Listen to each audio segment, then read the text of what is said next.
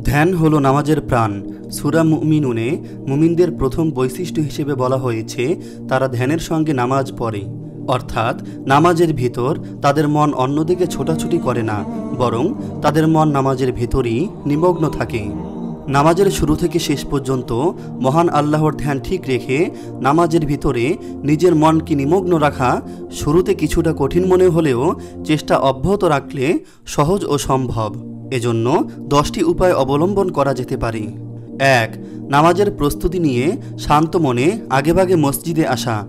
নামাজের বাহ্যিক প্রস্তুতির কথা আমরা সবাই জানি ও মানি, যেমন পবিত্রতা অর্জন করা, সতর ঢাকা, কিবলামুখী হওয়া ইত্যাদি। কিন্তু নামাজের জন্য বাহ্যিক প্রস্তুতির সঙ্গে সঙ্গে মানসিক প্রস্তুতিও নিতে হয়। নিজেকে প্রশ্ন করে মনে মনে ভেবে নিজেকে নামাজের জন্য প্রস্তুত করতে হয়। নামাজে দাঁড়ানোর আগেই আপনি নিজেকে প্রশ্ন করুন, আপনি কি করতে যাচ্ছেন, কেন করতে যাচ্ছেন, আপনি কার সামনে দাঁড়াতে যাচ্ছেন, তার সঙ্গে আপনার সম্পর্ক কি, তার ক্ষমতার পরিধি কত। এ নামাজ দ্বারা যদি আপনি তাকে সন্তুষ্ট করতে না পারেন তবে আপনার ক্ষতির পরিমাণ কত হবে, এ প্রশ্নগুলোর উত্তর মনে জাগ্রত রেখে মুখে আল্লাহু আকবার বলে নামাজ শুরু করুন। 2. সালাতে মৃত্যুর কথা স্মরণ করা।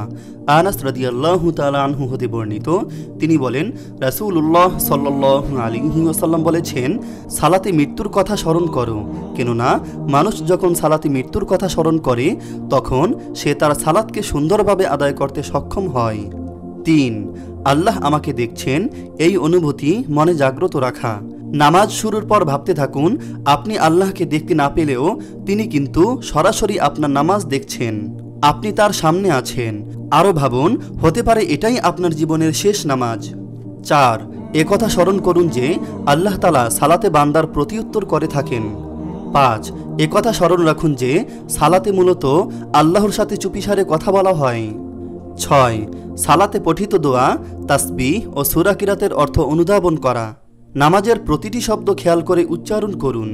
যদি ইমামের পিছনে থাকেন তবে ইমামের উচ্চারিত প্রতিটি শব্দ খেয়াল করে শুনুন। যারা আরবি বুঝেন তারা অর্থের প্রতি লক্ষ্য রেখে প্রতিটি বাক্য, শব্দ উচ্চারণ শুনুন। প্রতিটি শব্দের বক্তব্য সরাসরি বুঝার ও মন থেকে উপলব্ধি করার চেষ্টা করুন। যারা আরবি বুঝেন না তারা নামাজকে সুন্দর করার জন্য আরবি ভাষা শেখার চেষ্টা করুন। 7. খাবার উপস্থিত রেখে বা পেশাব পায়খানা চেপে সালাত আদায় না করা, কেননা এতে মনোযোগ বিঘ্নিত হয়। 8. সেজদায় বেশি বেশি আল্লাহর নিকট প্রার্থনা করা। রাসূল সাল্লাল্লাহু আলাইহি ওয়াসাল্লাম বলেছেন, বান্দা যখন সেজদায় থাকে তখন সে আল্লাহর সবচেয়ে সন্নিকটে থাকে। অতএব তোমরা সেজদা অবস্থায় অধিক পরিমাণে দোয়া করো। তবে একাকী সালাত, নফল, সুন্নত, তাহাজ্জুদ ইত্যাদির ক্ষেত্রে সেজদায় অধিক পরিমাণে দোয়া করা ভালো। 9. সেজদার স্থানে দৃষ্টি নিবদ্ধ রাখা এবং অন্যদিকে দৃষ্টিপাত না করা। 10. ভয় ভীতি ও ধীর স্থিরতা সহকারে সালাত আদায় করা। আল্লাহ তাআলা আমাদের সবাইকে মন স্থির রেখে অর্থ বুঝে খুশু খুজুর সহিত সালাত আদায় করার তৌফিক দান করুক, আমিন। আপনি যদি এরকম ভিডিও আরও পেতে চান তাহলে এই চ্যানেলটি সাবস্ক্রাইব করে পাশে রাখা বেল আইকনটি অন করে দিন। আপনার প্রতি শুভকামনা রেখে আজকের মতো বিদায় নিচ্ছি। আসসালামু আলাইকুম ওয়া রাহমাতুল্লাহি ওয়া বারাকাতুহু।